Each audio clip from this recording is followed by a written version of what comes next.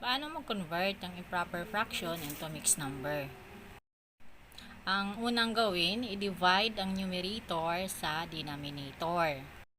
Kapag may sagot ka na sa division, ang iyong sagot na quotient, yan yung magiging whole number.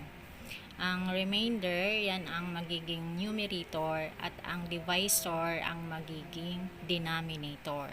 Halimbawa, dito, convert 9/2 to a mixed number. So, i-divide na natin muna ang 9 sa 2.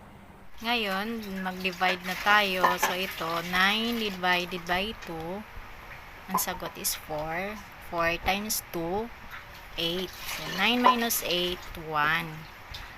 So, ang sagot natin dito sa division, ang quotient dito, ito ang magiging whole number sa fraction. Tapos, itong divisor natin, ito ang magiging denominator. Ang remainder natin, ito ang magiging numerator. So, itong 9/2, kapag converted to sa mixed number, ang sagot ay 4 and 1/2. So, ito yung 4 galing dito sa sagot ng division. Ang 1, ito.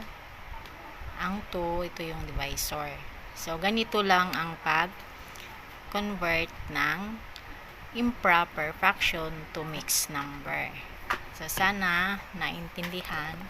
Thank you very much. Bye!